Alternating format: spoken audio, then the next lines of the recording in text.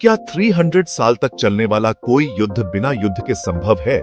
यह सवाल सुनने में जितना अजीब लगता है, इसका जवाब उतना ही चौंकाने वाला है। क्या आप सोच सकते हैं कि कोई युद्ध 300 साल से ज्यादा समय तक चले और उसमें एक भी गोली न चले? यह एक ऐसा युद्ध था जिसमें न तो कोई सैनिक मारा गया, न ही कोई खून बहा।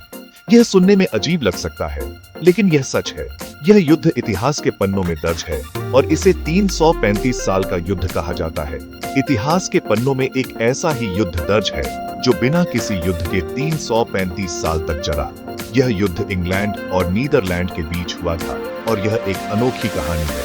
यह कहानी है इंग्लैंड और नीदरलैंड के बीच एक अनोखे युद्ध की। यह युद्ध 17वीं सदी में शुरू हुआ और 20वीं सदी के अंत तक चला। यह युद्ध 1751 में शुरू हुआ और 1986 में आधिकारिक तौर पर समाप्त हुआ।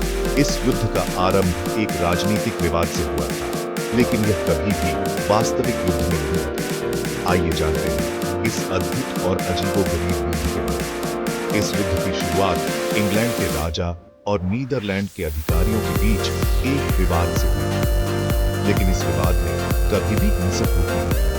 यह युद्ध केवल कागजों पर ही लड़ा गया और 335 साल तक चला। इस युद्ध का अंत तब हुआ जब दोनों देशों ने औपचारिक रूप से शांति समझौते पर हस्ताक्षर किए। यह युद्ध इतिहास में एक अनोखी घटना के रूप में दर्ज है और यह दिखाता है कि कभी-कभी विवादों को बिना हिंसा के भी सुलझाया जा सकता है। इस युद्ध की कहानी शुरू होती है 17वीं शताब्दी में हुए अंग्रेजी गृहयुद्ध से। इस युद्ध में इंग्लैंड के राजा और संसद के बीच सत्ता को लेकर संघर्ष चल रहा था। राजा चार्ल्स प्रथम के समर्थक, जिन्हें रॉयलिस्ट कहा जाता था, संसद के खिलाफ लड़े-डेज रहे थे। 1646 तक आते-आते संसद का पलडैढ़ा भारी पड़ी रहने लगा। हार के डर से रॉयलिस्ट सेना के कुछ सैनिक भागकर इंग्लैंड के दक्षिण पश्चिम में स्थित सिली द्वीप समूह में जा छिपे। उस समय नीदरलैंड इंग्लैंड का एक शक्तिशाली व्यापारिक प्रतिद्वंदी था। रॉयलिस्ट सेना ने नीदरलैंड के कई जहाजों को लूट लिया था, जिससे नीदरलैंड काफी नाराज था। जब डच नौसेनाध्यक्ष मार्टिन ट्रॉम्प को पता चला कि रॉयलिस्ट सेना सिली द्वीप समूह में छिपी है, तो उसने उनसे हर्जाने की मांग की। जब रॉयलिस्ट सेना ने हर्जाना देने से इनकार कर दिया, तो गुस्से में आकर डच नौसेनाध्यक्ष ने मार्च 1751 में सिली द्वीप समूह पर युद्ध की घोषणा कर दी। डच नौसेनाध्यक्ष ट्रॉम्प ने सिली द्वीप समूह पर हमला करने की तैयारी शुरू कर दी। यह समय था जब इंग्लैंड में गृहयुद्ध चल रहा था और रॉयलिस्ट और संसद के बीच संघर्ष अपने चरम पर था। ट्रॉम्प का उद्देश्य था रॉयलिस्टों की मदद करना और संसद की ताकत को कमजोर करना। लेकिन इससे पहले ही जून 1751 में रॉयलिस्ट सेना ने संसद के सामने आत्मसमर्पण कर दिया। यह आत्मसमर्पण अचानक हुआ और इससे डच नौसेना की योजना धरी की धरी रह गई। रॉयलिस्टों की हार ने ट्रॉम्प के हमले की आवश्यकता को समाप्त कर दिया। चूंकि अब सिली द्वीप समूह पर संसद का नियंत्रण हो गया था, इसलिए डच नौसेनाध्यक्ष को युद्ध लड़ने की जरूरत ही नहीं पड़ी। संसद ने तेजी से सिली द्वीप समूह पर अपना नियंत्रण स्थापित कर लिया और वहां की स्थिति को स्थिर कर दिया। हालांकि दिलचस्प बात यह है कि डच नौसेनाध्यक्ष ने कभी भी आधिकारिक तौर पर युद्ध समाप्ति की घोषणा नहीं की और न ही कोई शांति संधि पर हस्ताक्षर किए गए। यह एक असामान्य स्थिति थी, क्योंकि आमतौर पर युद्ध के अंत में एक औपचारिक संधि होती है। इस तरह तकनीकी तौर पर यह युद्ध 300 साल से भी ज्यादा समय तक चलता रहा।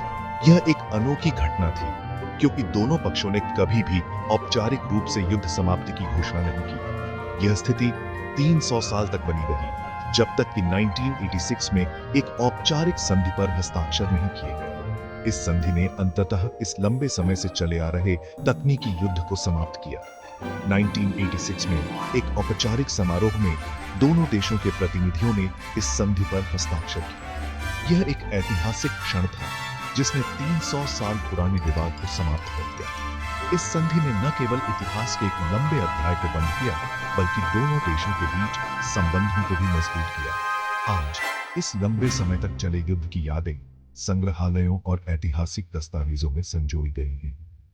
यह घटना हमें याद दिलाती है कि इतिहास में कई बार ऐसी घटनाएं होती हैं जो समय के साथ अपने आप समाप्त नहीं होती, बल्कि उन्हें औपचारिक रूप से समाप्त करना पड़ता है।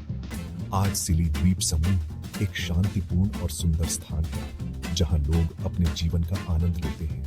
यह द्वीप समूह अब उस पुराने विवाद की छाया से बाहर निकल चुका है और एक नई पहचान बना चुका है।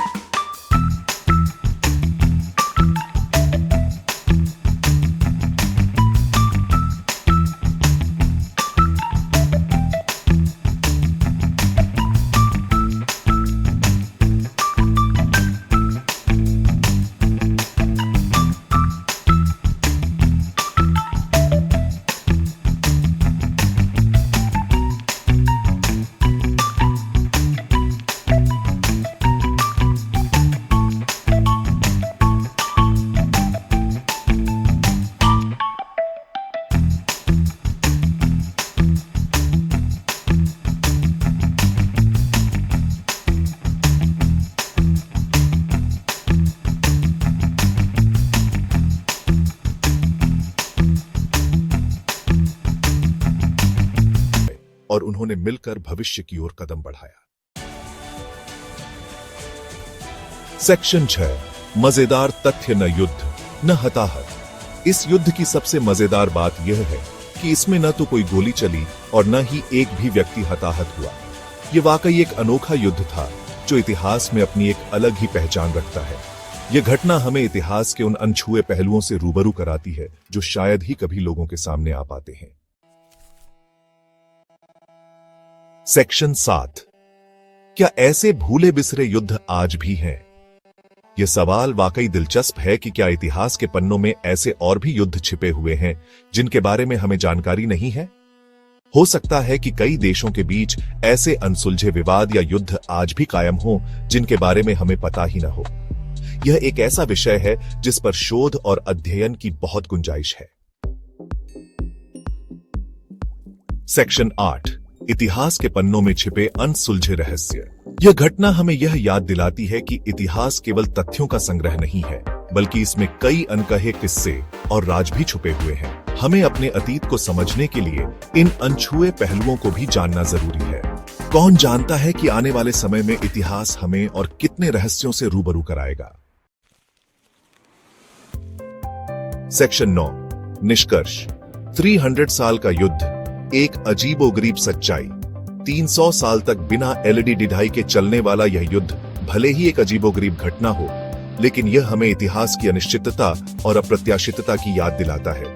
यह घटना हमें यह भी सिखाती है कि हमें हमेशा शांति की तरफ कदम बढ़ाना चाहिए और मतभेदों को बातचीत के जरिए सुलझाना चाहिए, क्योंकि युद्ध कभी भी किसी समस्या का हल नहीं होता है।